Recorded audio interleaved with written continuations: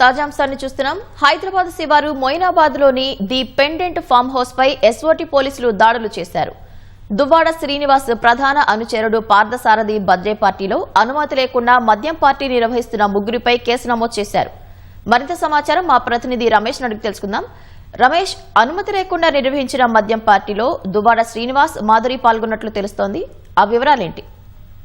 సంగారెడ్డి జిల్లా మొయినాబాద్ సమీపంలో ఉన్న ది బైండ్ అనే ఫామ్ హౌస్ లో నిన్న అర్ధరాత్రి సమయంలో కూడా రాజమన్నారు ఎస్ఓటీ పోలీసులు దాడులు నిర్వహించడం జరిగింది. అనుమతి లేకుండా మద్యం పార్టీ నిర్వహిస్తారనే ఒక సమాచారంతో కూడా పోలీసులు ఈ దాడులు నిర్వహించడం జరిగింది. దీంట్లో దాదాపు 20 మందికి పైగా కూడా వాళ్ళు మహిళలు తర్వాత పురుషులు ఉన్నట్లు కూడా పోలీసులు గుర్తించడం జరిగింది. దీంట్లో వైసీపీ నేతకు సంబంధించి దువ్వాడ శ్రీనివాస్ తర్వాత మాధురి కూడా దీంట్లో పాల్గొన్నారని చెప్పి కూడా అధికారులు గుర్తించడం జరిగింది. వాళ్ళకితో పాటు ప్రధాన అనుచరుడు ఎవరైతే దువ్వాడ శ్రీనివాస్ ప్రధాన అనుచరుడు పాదసారితో పాటు మరొక ఇద్దరి పైన కూడా పోలీసులు అయితే కేసు నమోదు చేసుకోవడం జరిగింది.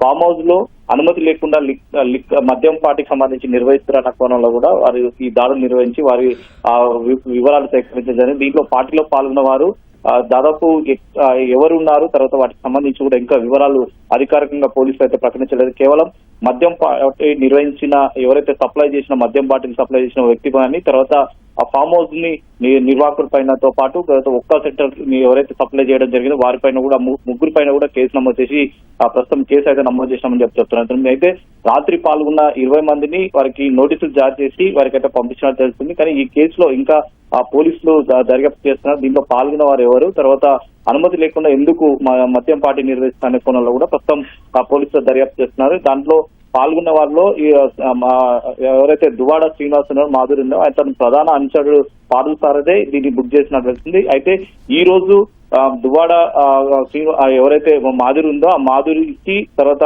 పార్థసారథి భర్తలు ఇద్దరు ఒకటే రోజు కావడంతో కూడా ఈ పార్టీని నిర్వహించినట్లయితే పోలీసులు దర్యాప్తులో ప్రస్తుతం వెలుగులోకి అయితే రావడం జరిగింది. కానీ అందరినీ కూడా ఈ పార్టీలో పాల్గొన్న అందరికీ కూడా నోటీసులు జారీ చేసి వారిని అయితే పంపించడం జరిగింది. కేవలం ముగ్గురు పైన అయితే పోలీసులు కేసు నమోదు చేసి ప్రస్తుతం అయితే దర్యాప్తు అయితే చేస్తున్నారు.